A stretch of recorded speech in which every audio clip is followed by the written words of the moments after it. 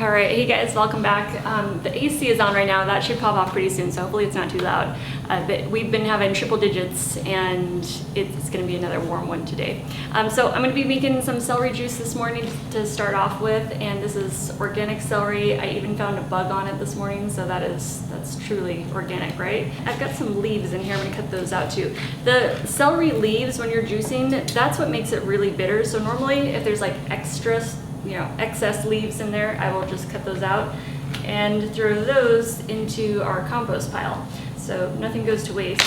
You know what I've also noticed about since I've changed up my diet and started eating the whole plant foods is I hardly make any trash now. It's like almost everything, like all my waste is compostable. It almost doesn't even get into the compost pile because we've got all these critters around and they come and eat everything before it even gets a chance to decompose and turn back into soil. I'll pull this forward if you guys can see that. That's the juicer that I just unpacked in the last video. It's the Omega VSJ 843. I think that's the numbers. If I might be wrong, but yeah, it's the Omega. I ordered this on their website, and because it was cheaper than ordering it on Amazon, and then I had a promo code too, so it was a pretty good deal. I know I've talked about this before about the organic produce because you guys had asked me if I only eat organic, and I do not. There is certain produce that I try to get organic if I can, if it's in the budget, and if it's in season. You know, I pretty much only buy when stuff's in season usually, or if it's like pretty affordable at the store. There are certain foods that I try to get organic. Celery is one of them, because it's one of those foods that's known to trap pesticides and tends to be really hard to get those off of celery, from what I understand. And then also berries tend to be like little pesticide sponges. So I try to get those organic if possible. If not, then I still eat the conventionally grown and I just wash them off as best I can. All right, let's chop up our celery and get juicing. And then I've got a Q&A we're gonna do this morning. I think we'll do that in the back room though, because it's cooler back there, but it's also darker. Hopefully the lighting will be okay. Okay, so let's turn this on and get going here. And so I'm just doing the one stalk of, the one bunch of celery stalks. And so we'll see how much juice it makes. I love that it's a cold press, slow juicer, one of those kind of masticating styles where it just turns, it's got the auger inside and just kind of slowly crushes it. That's so much more quiet and calmer than like our old style juicer that's like a regular high-speed juicer. And I don't put a whole lot, like I won't put a whole handful in at the same time. I just kind of drop them in slowly. And I chop them up ahead of time instead of just having like long sticks that you put in. I know with this one in the reviews that I watched, they recommend, chopping, like just how I would chop everything, the same size if I was throwing it in the Vitamix or something. It does have a plunger, but I love that it's just self-feeding. You don't actually have to use the plunger to feed the produce down into it. And it's got this tap that you can close so it doesn't drip all over the counter. Okay, let's see how much it made. This is a 20-ounce jar. So yeah, only half. Well, a little over half.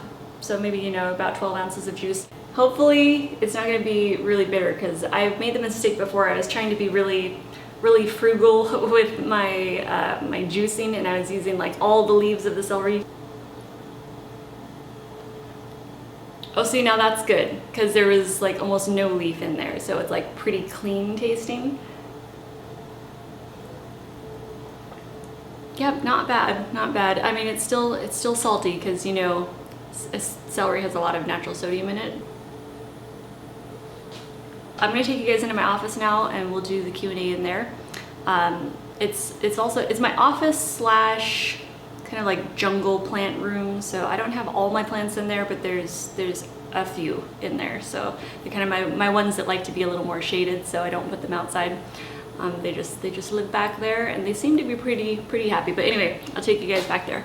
Oh, I forgot, I was gonna show you guys how to take this apart and clean it. I already started taking it apart. Our old one had so many intricate parts and it was hard to clean the screen and everything. This one is like a breeze. It only takes a few minutes to clean.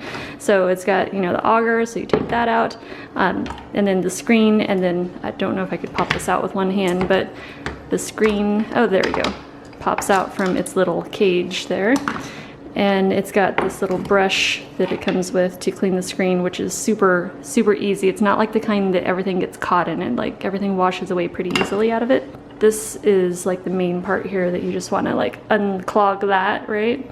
And that's what you got the other end of the brush for here. That little pokey part, you get in there and just pokes out all the extra fiber. Dump that out, and then I'm going to dump this out to the compost pile. I've got my peach pits in there too. The little animals love the peach pits. Okay, so I'm going to clean everything real quick and I'll see you guys in a minute. Okay, I decided to make a green smoothie. Oops, there's a little bit of fennel there. This is just one of the regular green smoothies that I do with the flaxseed, hemp seeds. So yeah, the base for the greens was cucumber, dandelion greens, and broccoli. And then my fats was fats with the omega-3s, and the protein was hemp seeds and flax seeds. And then, to sweeten it was the banana. I used 1.5 bananas, frozen bananas, and then a little bit of water. Oh, and one of you guys asked me if I actually drink the entire blender whenever I'm doing smoothies. I do. I drink, like, whatever I make in there is usually all mine. Once in a while, Michael will have a little bit, but usually I'm drinking the entire Vitamix full myself. Oh wait, did I say there was fennel in here? Yeah, I use that in the greens too. It just makes it really fresh. I love it so much. So I just cut like one kind of, like maybe a 1/2 inch thick of the bulb. Oh, I think that was Michael. And then I cut like, I don't know, maybe like 2 or 3 inches of the top, the green part. Okay guys, come with me to the office and we'll get filming in there. I haven't done a living room tour at all. I don't know if you guys still want to see that. I know I've been in this house already a couple of years, but I don't think I ever really, showed you the details of it much. I do have to fix my picture up on the wall there though. You can see that one part is down because I gotta replace the command strips on it. But yep, there it is. Oh yeah, and I gotta clean out the bookshelf a little bit too. Okay, come down here to my office. This is where I get ready in the morning, so I've got my desk over there. It's a work desk slash vanity too, so I do get ready there every morning. And I've got some of my plants in here, but most of my plants are actually right outside this back door here, like my larger ponytail palms and adeniums. A lot of plants that, want to get the sunshine, so I put them out there for most of the year, and then I bring them in here and overwinter the plants all in this room. When it's too cold for them to be out there. But I do have some of my like Rufus palm here, some small ponytail palms. Oh, I also wanted to thank a viewer for sending me this shirt. That was really sweet. Her name's Kat. Thank you so much, Kat. I love it. Raw is a photography term, or it could also be if you eat a lot of raw food, eat a high raw diet, shoot raw photography. So thank you so much. I love this. And these are unisex too. She sent me 2 other ones. Actually, let me grab those right now. I'll show you the design. It's really cute. Look at that. It's a desert scene with a saguaro cactus, stars, and a crescent moon. I love that so much. That's perfect. And then this one, World Explorer, Coffee Lover, Adventure Seeker. And these are unisex too, so anyone can wear them. But yeah, I just thought they were really cute designs, and I like supporting small business or sharing small businesses with you guys too. And her store is breezilystore.com, but I'll post a link below in case anyone wants to check out her designs on her cute shirts. So, all right, thank you again so much, Kat. That was really sweet, and I will definitely be wearing these for sure. Like, how cute are those little cactus? I love it. Okay, I've got Instagram and Twitter open. Let's do Twitter first. Okay, hold on. Let's have a sip here. Green smoothies have become like my new coffee in the morning. So good. Okay, so I'm gonna go down the list in Twitter first, and then we'll do Instagram. So we'll go in order. So Teresa asks, hi Teresa. I recognize you guys too, by the way. Do you ever get bored? Sometimes it seems like you have the same types of things every day. How do you keep it interesting? That's a really good question, because I'm sure a lot of people are wondering that. I filmed 18 days, so that's about 2.5 weeks of seeing what I've been eating. And during that time, like as far as changing up my food, I tend to go a little more like by the weather or seasonally, sort of like whatever I'm craving. It's been really hot lately, triple digits pretty much every day down here. I crave a lot of cold foods during this time of year, so that's why I'm doing lots of smoothies. I like the cooling foods, melons, also whatever's in season too. So lots of berries, strawberries, and things like that. Salads. But yeah, I never get bored. Also though, this is a lot different compared to what I was eating before. I was eating a high fat, high protein. I was eating lots of tofu, lots of, some processed food, like mock meats that are also really high in the protein and the fats.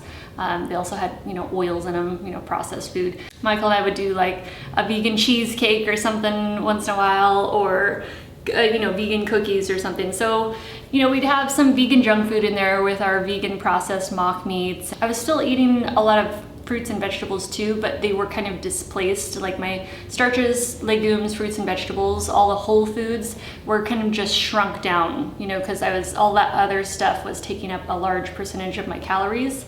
And how to keep it interesting, every time I go grocery shopping and I'm in the produce section, I'm scouting out for something that's new that I haven't tried before. For example, Fennel. I never was purchasing Fennel before, but I started seeing it in the grocery stores and I was like, what is this beautiful plant? I actually wanted to grow it at home because I thought it was like dill. It had this beautiful foliage and this, crisp white bulb on it. And I was like, what is that? And so I was smelling it. People probably think I'm crazy in the produce section of the grocery stores, but I don't care. I was like, wow, that smells like licorice. And I love licorice, but I couldn't ever eat licorice before because, well, I used to love licorice, but I had to stop eating it because it had wheat in it. And I never actually knew that before, but it's kind of what gives it its texture. And I loved, it was like this jerky kind of thing. I love foods with that sort of jerky, chewy, pulley texture. And so when I smelled that, and I was like, oh my gosh, why was I not eating Fennel before? And so I started using it in my smoothies, and I'll nibble on it plain, or I'll throw it in a salad or something, and it's really, really good. So I was pretty, I'm never bored because I'm always trying something new within the whole plant food world. And also I just discovered these awesome purple potatoes that are not Okinawan, but they could be, but they seem different than the ones that we had in Hawaii. So I don't know if these are Stokes purple potatoes or if there's some other brand, but they don't have a name on them at all. They're just sitting there at Sprouts, and we started getting them just recently. They're so rich and delicious and moist, and it's like dessert. I can't even. They're just so awesome. I discover new foods all the time. So something else I think about keeping it interesting is having, because we're all a little different, right? Like what type of recipes we enjoy eating. If you break people up into two different groups, right? You've got a group of people that want a new menu. They like a lot of variety and they like changes all the time in their menu. So, they might always be cycling their menu out and, doing something totally different every week. And then the second group of people maybe are more happy with simplicity. They don't like to cook a lot. They just want it fast, simple, easy, and they could be happy eating tacos every day, I tend to fall in the second group where just because I ate tacos yesterday doesn't mean I don't want to eat tacos again today. Like I would eat them every day and be totally happy. Or I could eat Mexican food every day and be happy. When really it's kind of like all the same ingredients sort of just rearranged, Mexican food. So I guess that's kind of what I do with plants too, is I might have a green smoothie every day, but I sort of change around, I tweak the ingredients constantly, and I'm always adding like a new thing, or switching something out, switch out the celery and put in the fennel, or, Also, there's so many recipe ideas nowadays, aside from just what's available online and recipes on YouTube. The cookbooks, there's all kinds of plant-based cookbooks that are really awesome, and then apps too. I was just looking at my phone because I've got some of my apps on here, like the Forks Over Knives app, and so you've got all kinds of recipes up there. Like right now I've got it set on black bean tostadas that look really good. They've got all kinds of recipes on 21 Day Vegan Kickstart too. That's another really good app. I think that one's by Dr. Neil Bernard. Oh, Dr. McDougall's. They've got tons of recipes on there. Look at that, just popped up. Hummus, lentil joes, pasta, oatmeal with apples and raisins. Oh, baked oatmeal. Okay, so it's like a little bread. Oh, peach upside down cake. That would be awesome to make. Hot cold enchilada salad. Tons and tons of stuff. So if you like a lot of changes and you like doing recipes and stuff all the time, I would check out some of the apps. Hey guys, I was just editing this video and I forgot to mention when I was looking at my phone, one of my favorite podcasts to listen to is the Plant Proof podcast. If you're into health and nutrition, this one is a really good one. If you like podcasts, definitely check this one out. I'll post a link below too in case you're trying to find this one, but Plant Proof podcast, definitely recommend. Between cookbooks and apps for meal ideas, you guys will have a lot of fun with that. If you have a lot of food sensitivities, like I do, it makes it more difficult, which is why I think I am choosing to eat really simple right now, because I'm kind of on a elimination diet. But, well, I already know what gets me, but I'm keeping it out of my diet. You know what I mean? So I know what triggers me, and with the cystic acne is what I'm healing, right? So I'm focused on healing skin, and I know how to do it. I just hadn't implemented it. You know, I kept trying to eat the processed food. I tracked down, it took me a long time to collect all of the food triggers that was getting me, because I had to do it one at a time. I had to do a controlled elimination diet where you only change one item in your diet at a time so you can spot and pinpoint the trigger, right? And if you have a lot of food sensitivities, that takes a long time to catch all of them. Anyway, what I'm saying is it's going to be easier for most of you guys to jump on these apps, or, you know, grab the cookbooks, the awesome plant-based cookbooks that are out there, and be whipping up these burgers and all kinds of other stuff that you can do. And it's going to taste really delicious, and you're going to have a lot of fun with it. But for people that have a lot of food sensitivities, like more than just one or two, it's going to be a little trickier, because you got to like maneuver around all of these ingredients. There's most recipes I come across or see on YouTube, I'm not able to make that, because there's something in there that is one of my triggers. And so it's just, it's more challenging. So instead of going that route, I was just like, okay, let me try eating as simply as possible and lessening the ingredients of whatever I use, making sure that I'm only using foods that are safe for me and do not cause injury to my system. And this is something that I've already researched all of this stuff, like for the past couple of years at least. I've been like in deep with this stuff. And that was the best option that I've discovered, was to you gotta cut the injury, you gotta cut the foods that are injuring your system first, right? So I had leaky gut, which I'm currently healing right now, which was affecting my skin and causing the inflammation, because your gut will be permeated, you know, the lining of the gut, and then proteins and, you know, little molecules and bits of the food can end up in your bloodstream where it shouldn't be, and it travels through your body. Your immune system freaks out and starts, you know, bringing inflammation and trying to get it out of your body, right? It's like I knew exactly what I would eat. I could pinpoint where I was going to get the breakout, and it was like clockwork. And it would happen very quickly too, sometimes within hours of eating the item too. So yeah, I think I saw in one of the videos you guys had asked, what was I trying to heal? And that is skin. I was trying to heal the cystic acne that was caused by the leaky gut. And that was originally started by all the dairy that I ate. I believe for most of my life I was eating a lot of dairy, and I know that that's like a no-no. That's like a real bad one. It sensitized me over the years and years of eating so much dairy. Okay, I just had to turn my camera back on. It sometimes it shuts off like after 15 minutes or something. So in my teenage years and my early 20s, I was breaking out really bad with cystic acne, and it was from the dairy, and I didn't know this. I told you guys this story before, but I didn't know what was causing it for the longest time, and I just continued eating the dairy, and it basically wreaking havoc on my system. I finally went into a dermatologist and tried to, you know, ask them and figure out what was going on. I wanted to know the why. They weren't interested in the why. They just wanted to treat the symptom, which was the acne, but that's not the why. They kept me on antibiotics for a year, and that killed off, you know, all your gut microbiome, as you can imagine. All the good bacteria, wipes everything out.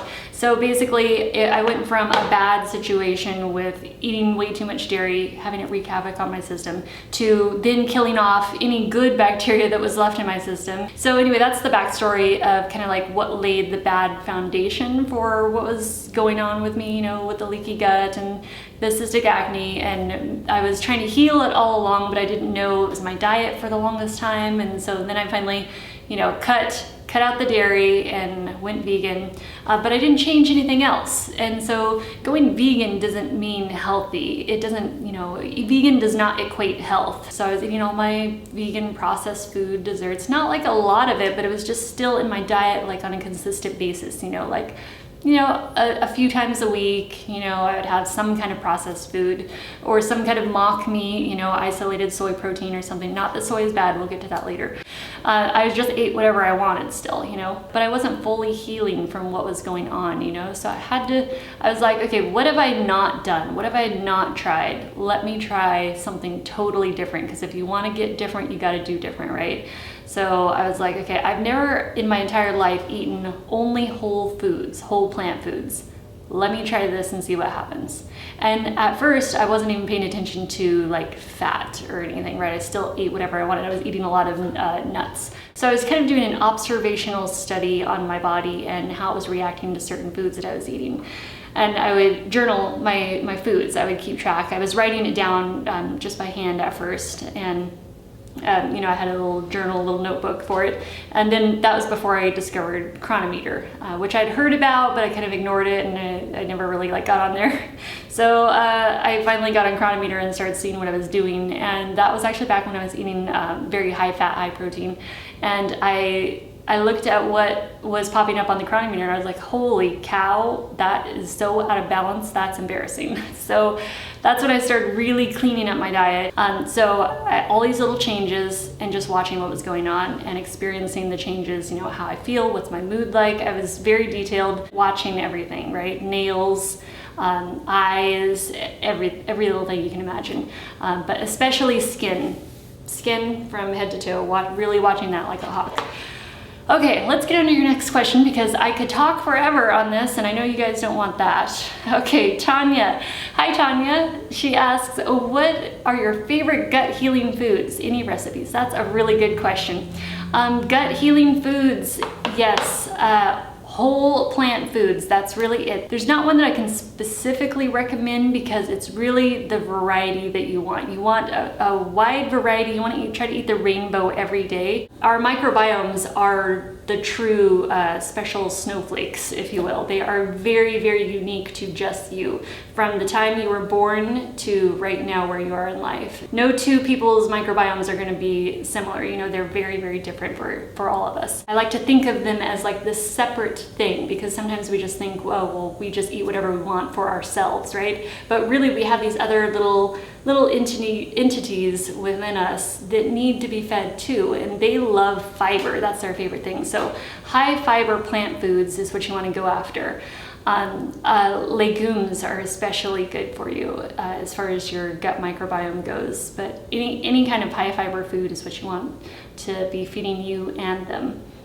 Michael called them the forest of guinea pigs, and so that's what I always think of now, because that pops in my head, and I think, oh, when I give them a name and sort of like I associate them with something, it makes me feel like they're like a little pet, you know, that you got to remember to feed them to, not just yourself for your own pleasure, you know. But yeah, the forest of guinea pigs love high fiber foods, and they can't get enough greens or cruciferous vegetables. Whatever you've built your microbiome on up till this point, if you start to change that, there might be a little bit of kickback there. You know, like if you're trying to eat more raw foods and you've never really eaten, like say broccoli, for example, like if all of a sudden you start trying to eat a bunch of broccoli, your gut is probably going to be like, what is going on? What is this? What do you want me to do with that? They're not built up. You haven't built up that type of bacteria to be able to digest the broccoli really well and smoothly. So you got to move into new foods, or you know, whatever is new to you, a little more slowly, and then you can slowly build up that type of bacteria, that specific bacteria that wants to help you digest that really well, you know. Yeah, I'll be posting my recipes as I do them on my blog, healingthroughfood.org, and I'm going to be writing a lot more articles as soon as my work kind of calms down a little bit and I have some more free time, so I'll be definitely more involved in that.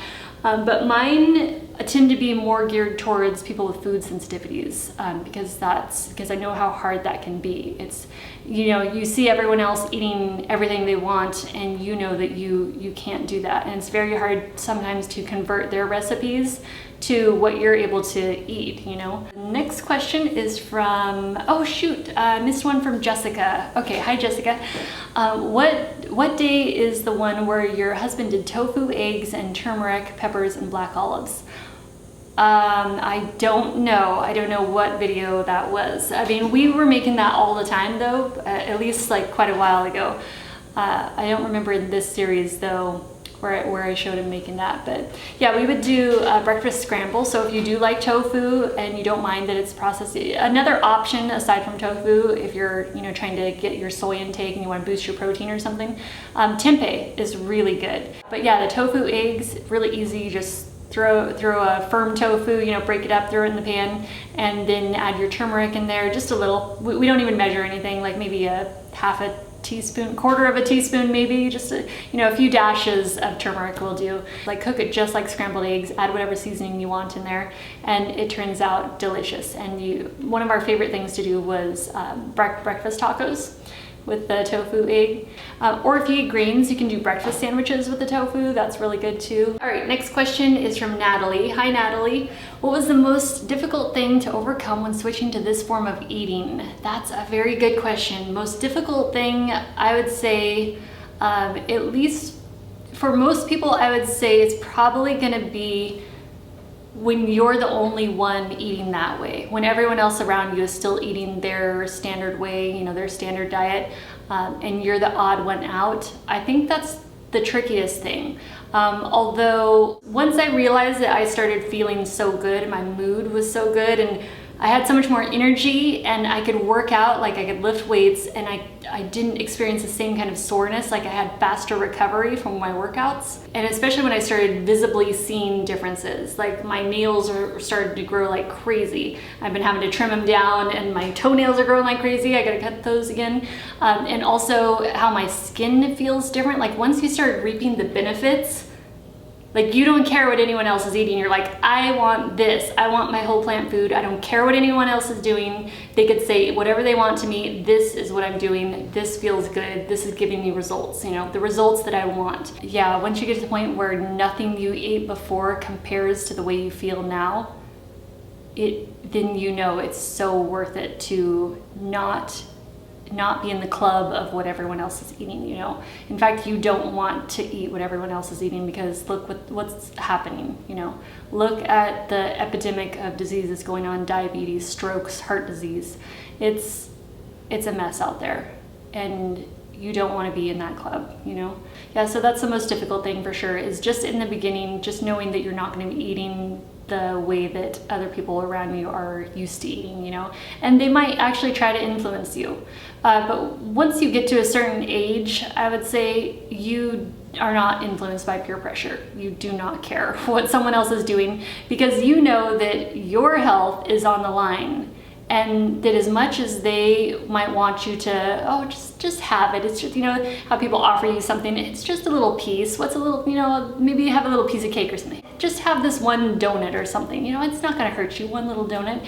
Yeah, the one little donut isn't going to hurt. But if I ate that, well, actually it is. For me, as sensitive as I am, I will break out the very next day, and I will pay pretty quickly for that mistake. But for other people, like Michael can eat anything he wants, and he has lovely skin.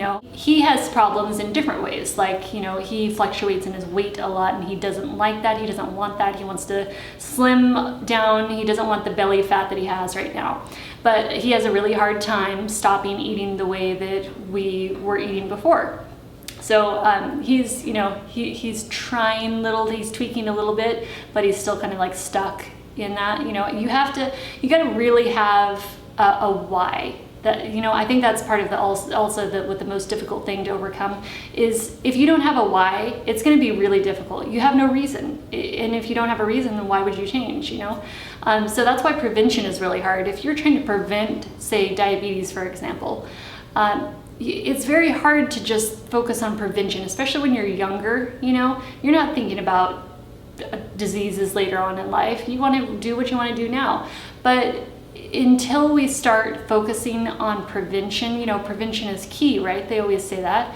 But no one focuses on prevention, because we're living in the now. We're having fun now. We're not focused on a disease we might have down the road, right? So, you're like, what do you mean? I feel fine now. Give me the donut, right? When you really stop and start thinking about the decisions you're making now will affect you later on, and if you actually see people in your life that are being affected, and that's where you realize that your path could also take you. That's what happened for me also, was aside from my own, healing my cystic acne and all that, and wanting more clear skin through my diet, I was also at the same time seeing my family falling apart. I mean, my mom has schizophrenia. She's had that since I was 6 years old. My dad has had depression my entire life that I've known him. And also now he has a whole host of health problems. His I don't know exactly what's going on with his heart yet, but the doctor said it's not good. He also has diabetes, type 2 diabetes. He's also had 2 strokes. It's a mess, and I can tell you, he has not taken care of himself, hardly. I mean, he doesn't like vegetables. He's barely eating anything, and he blames it on old age is the thing. He's like, well, I'm getting old, and no, you haven't taken care of yourself. I've seen you eat, or the way that you eat is not good. And it's, people just use excuses, and it's really a shame. And I've also had, my uncle has, fought cancer, and my aunt also had cancer. It does make you think more internally about, okay, what am I doing now? What am I setting myself up for later on? You do need to think ahead of time like that and focus on the prevention, because most people don't. All right, next question is from Sarah. Hi, Sarah. All of the smoothies you've made look delicious. What would be a good substitute for bananas in smoothies for someone who's allergic? Oh, okay, banana allergy. All right, so whenever I come across a recipe that someone has a certain ingredient in there that I'm not able to eat, I look at why that ingredient is in there. Like, what purpose does it serve? Is it for just the texture, or is it for a texture and flavor? So for flavor, you would ask, does it have a sweet, salty, or acidic component? And for texture, you would just find out, is it for texture? Is it to add a creaminess? Or, what does it do to the texture? So for bananas, they add a creamy texture and a sweet flavor. So you can add like a little bit of vanilla or something to get that same sort of creaminess without the extra fat, because you could add a fat, like a little bit of coconut flakes in there to add a little creaminess also. But just in case you weren't wanting the fat, you could always pick something else. But normally some sort of fat, like a seed or something, like even chia seeds will make it a little more creamier. Like blended into smoothies, or hemp seeds will make it creamier also. So what you could do is add dates and coconut. That would be an option to get that creaminess from the coconut and the sweetness from the dates. And it only takes like a couple of dates to sweeten a whole blender smoothie up, but you can add however many you want. So that would be an option, but I would just play around with it, because it depends on your taste and what's available to you. Maybe dates might not be available in your area or affordable if you're trying to stick within a certain budget. Like bananas have kind of a bland flavor, so they really are just about texture and sweetness.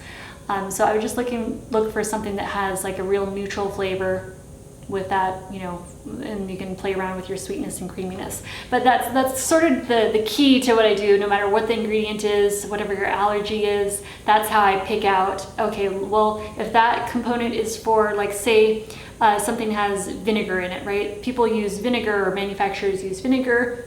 Number one, well, it can be a preservative, but if it's for part of the flavor, like in a barbecue sauce or something, they use it for a tanginess, right? Or an acidic would be another word for that. And so instead of that acidic component, because I can't eat vinegar because it's fermented food, and fermented foods I can't do right now, but I would switch that out and I would put in like pineapple or something else that's acidic, a citrus or something, right? So that's just like the easiest key I have for kind of breaking down food allergies and recipes. My card on the camera was full, so I'm just having a little intermission here, uploading the footage so far, and I'm gonna go make a salad.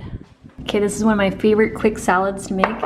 I've got arugula, strawberries, and then I top it off with hemp seeds. This is so good because the strawberries they're almost like having a dressing on there, because they have that tanginess, but a little bit of sweetness too.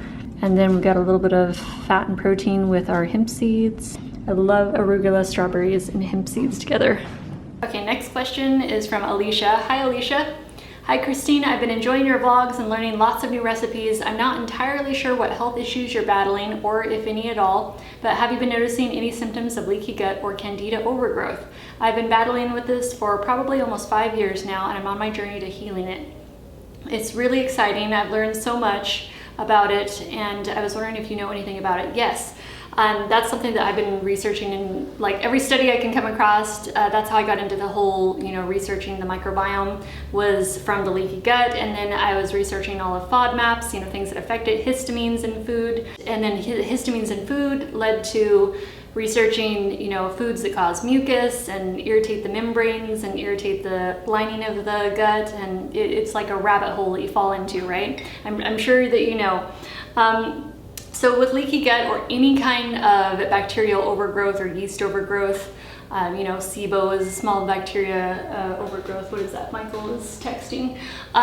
So with any of that, any kind of overgrowth, leaky gut, it's about the food that we've been eating, so we built our microbiome on the type of food that we've been eating in the past, but that doesn't mean that you can't change it if you happen to end up with the wrong type of bacteria or an overgrowth going on. So we can definitely heal from an overgrowth of bad bacteria or leaky gut. We have to, number one, get the food that's injuring us out of our diet and keep it out. You've got to allow time for your intestinal lining to heal, that permeability to start to close up and seal itself up again, and also allow the good bacteria to prosper and to grow. You want to grow your good bacteria. Some people do think that you can just take probiotics and that will solve everything, but in fact that cannot solve the issue if we set ourselves up and with the diet that we were eating, if we keep eating that same way, we're going to keep repeating the same problem, right? So it's going to keep us trapped in a cycle, right? So we do have to change the diet if that was the cause of it, which usually that is. So diet is one way that sets us up for leaky gut. Another way would be if we were on a stint of antibiotics. You know what? Let me put a link below to Dr. Clapper. I don't know if you know Dr. Clapper, if you've come across him in your research, but he is really knowledgeable in this area of the gut and the microbiome and digestive system and everything. So I will put a link below if I can find that video. Otherwise, I will at least link him and his website below, and you can always find it through that way also. But yeah, super knowledgeable doctor. He's a plant-based doctor and he knows his stuff when it comes to the leaky gut. Okay, next question is from Alexandra. I have been loving them. Can you give us the recipe for the strawberry sauce? Okay, yes, that's gonna be on my blog. I think I did an Instagram post with it in there too, but I'll put it on my blog too. Okay, I'm just scrolling down looking for the next question. Okay, there we go. Doodle D10. Please talk about your daily sugar intake from all the fruit. Also, why didn't you do a blood panel at the doctor before you started this? I don't have a doctor yet in Tucson, like since I've moved. We don't have insurance or anything, but I will at the end of the year, because the way it started was just so slow. It was too slow of an evolution of tweaking a little this, a little that, and then me realizing, hey, I think I'm just gonna try this plant, whole plant food and just see what happens. I do wish I would have done a blood panel though, just for my own information, and it'd be fun to share with you guys too, like a before and after. Yeah, it just slowly kind of came about with little tweaks here and there. And then please talk about your daily sugar intake. Okay, so I'm sure other people would be wondering this too, because there seems to be this low carb craze and fruit is bad kind of craze, which I don't know where that comes from exactly, but it's so backwards, upside down, inside out. I can't even wrap my head around it, seriously. Fruit is a whole food. It's a whole plant food, just like a vegetable. But fruit has to be in its whole form. If we strip something out of that, like say you juice a bunch of fruits and then you've got a fruit juice, it doesn't have any fiber or anything left in it, and you drink that and it's gone in like 5 minutes, that's a huge amount of calories, that's a huge amount of sugar rushing into your system all at once. There's no fiber to slow release it. When you eat the fruit, it's in a slow release form. That's how it's meant to be consumed.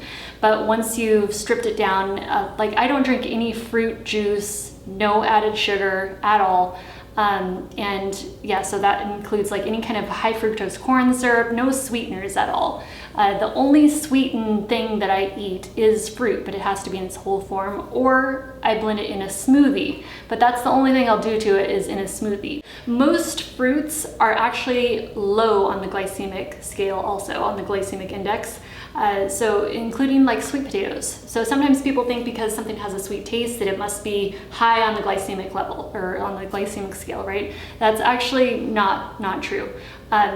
it depends on how it's received by the body. And so that's what really matters. So whole fruit in its whole form with all of its fiber, it is like a slow release into the system. That's what your body's made to handle. Now, if you take, say like a baked good that has sugar, like added processed refined sugar in there, that's not good. So yeah, between PubMed and reading the studies and the science for yourself, and then, you know, you can also go to nutritionfacts.org. Dr. Greger has done some great videos on the topic too. There was one study that was really interesting that was done where they fed people, actually, they wanted to see if there was some kind of cutoff with the fruit, right? Like how much was too much. So they were actually feeding people 20 servings of fruit a day to see if there was any adverse effects, and there was nothing. The people were thriving. So yeah, for me, I wouldn't ever want to be a fruitarian. I like to eat a good amount of fruit in my diet, but that's not all that I like to eat.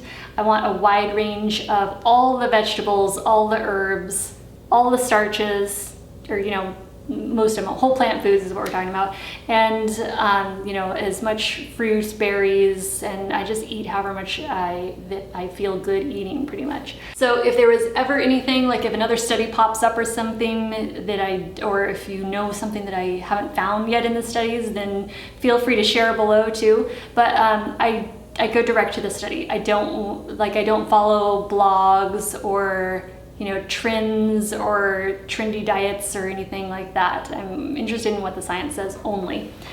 In between that and then trying, you know, experimenting on yourself and what works for you. So that can also be a difference too, is what works. You know, we all have different microbiomes. Some people might do better on a little less fruit. Some people might do better, you know, on the same amount of fruit as I eat or even more.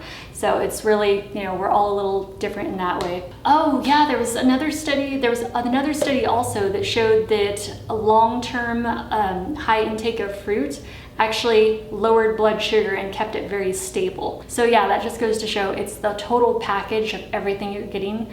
All those plant phytochemicals, that's what makes the difference. It's not the same as eating like a spoonful of white, you know, refined sugar or something. Totally different animals there. Oh, hold on one sec. There's a really good section in this book.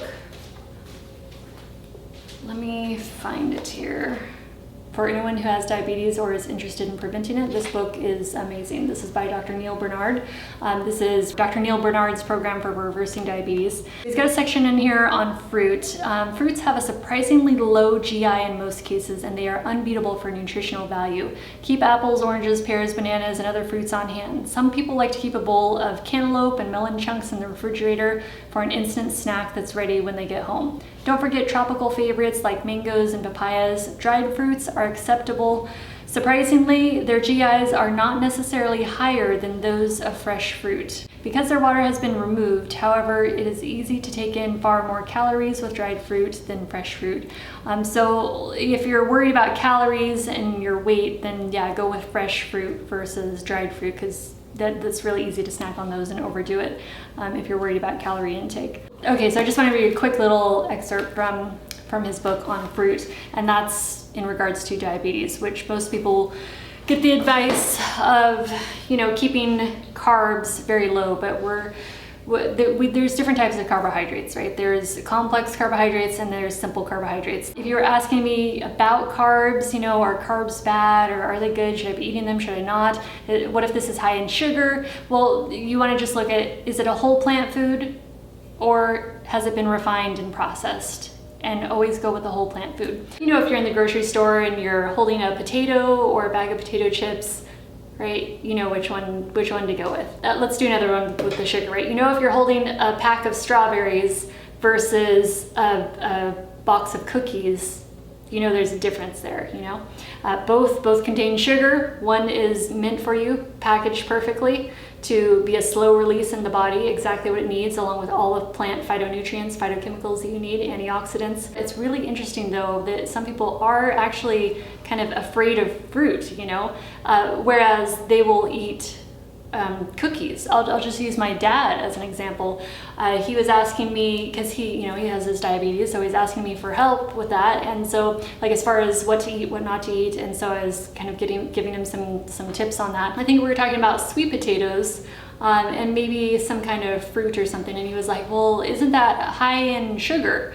And I said, well, didn't you just tell me like 5 minutes ago that you were eating cookies the other day and you had ice cream over at my uncle's house? And you know, it's like people actually do, you know, they do struggle with this, so I totally understand that. So you know, he was eating his desserts and processed food, thinking that he could get away with that, but then being afraid of fruit at the same time, or sweet potatoes at the same time. You know, it's really, really interesting. And you know what's interesting about sweet potatoes is they're actually lower on the GI compared to like a white potato. So like a white potato, you don't taste any sweetness, right? But a sweet potato, you definitely taste the sweetness.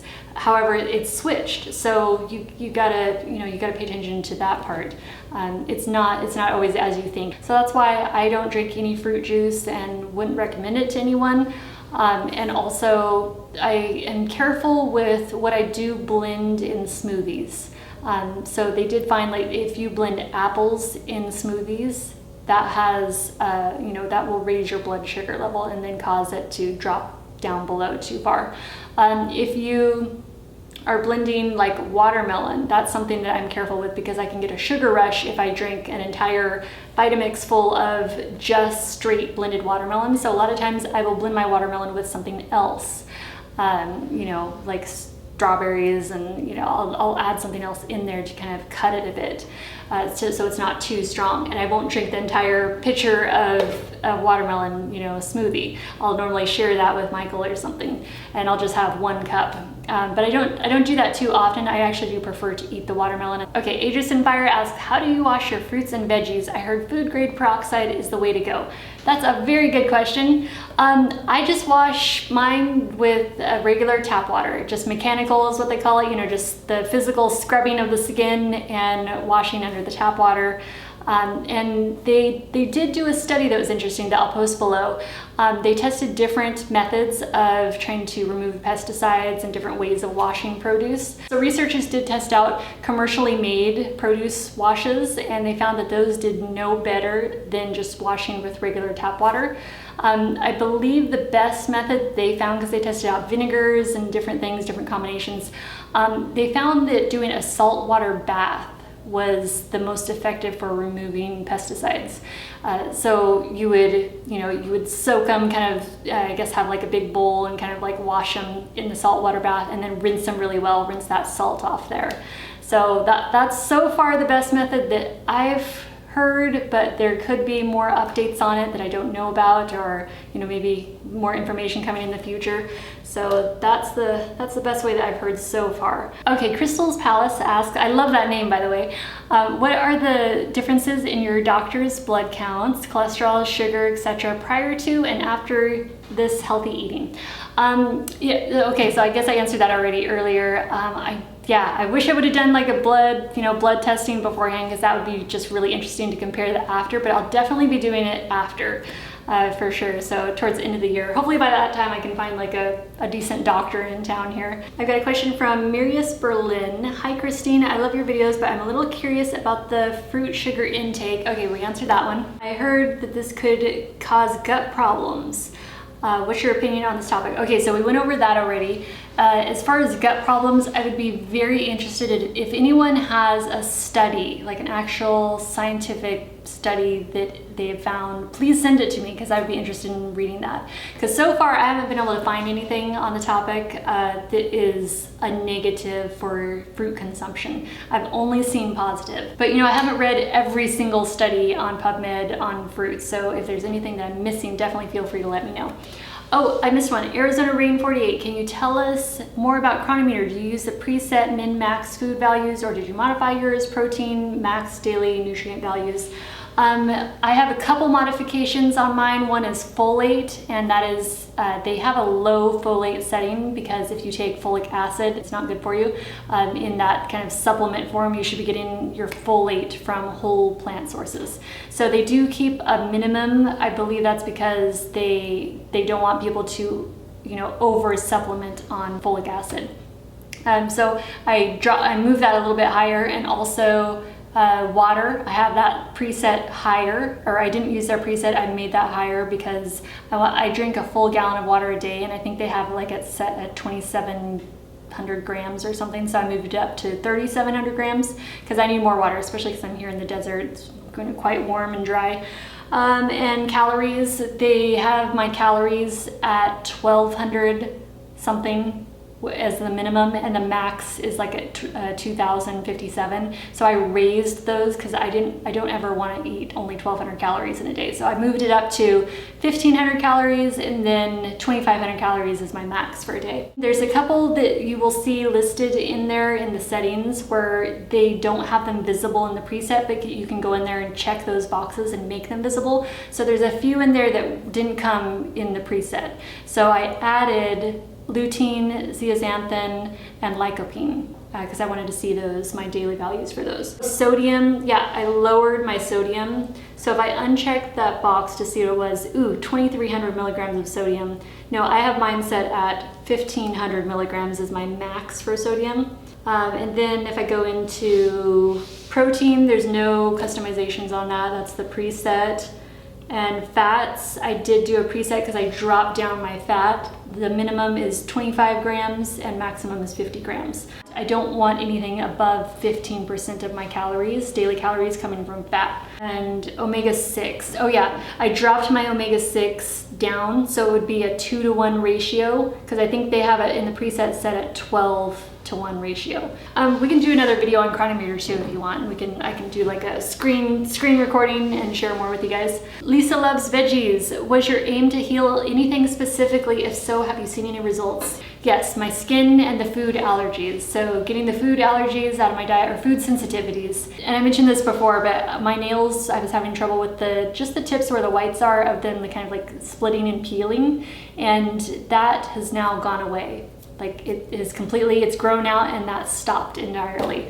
One other thing was, I always thought that I was just doomed to have eczema. Like I had a little patch of eczema like right along my hairline. It's almost like dry scalp, right? It kind of like flakes and peels off. It was just the same, a couple little spots.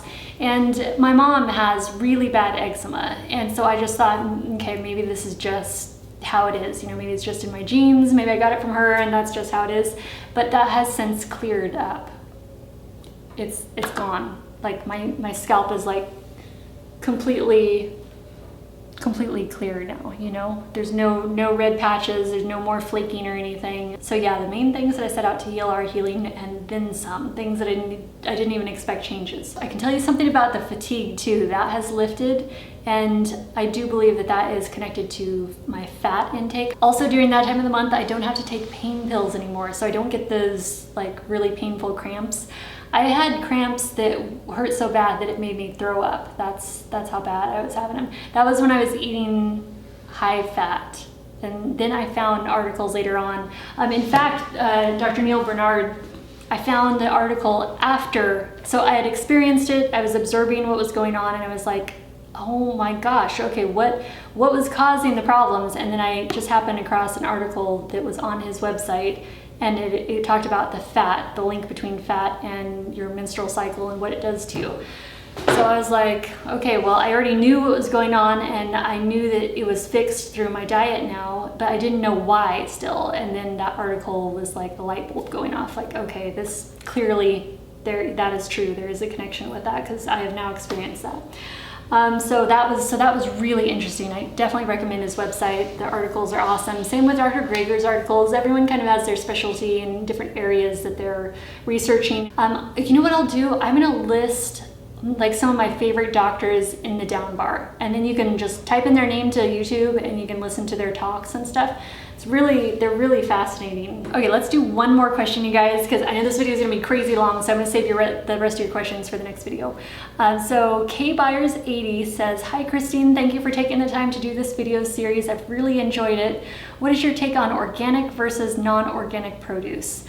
Well, ideally we could buy organic all the time, but that's not a reality for most of us. It doesn't always fit our budget. Also, it depends on where you shop too, because there's certain places, like even around town here, like Tucson is generally pretty inexpensive, just as an example, but there's certain places where I would not buy any produce from because the price is way too high. I would go to Sprouts though, because they have pretty fair prices on a lot of their organic produce, and it's similar enough a lot of times to the conventionally grown that I'm able to get some in organic.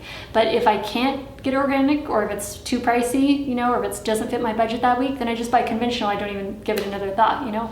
But yeah, it's pretty much just do your best to eat organic if it's available, if it's affordable for you. And I know that's relative, you know, affordability is different for everyone. And don't worry if you're buying conventionally grown, you know, you're still getting the nutrients, the antioxidants that your body needs. I've got a ton of questions still, you guys, so I'm not gonna leave anyone out. I'm gonna get through all your questions, but I'll save this for the next video we do. So I will see you guys then. Bye.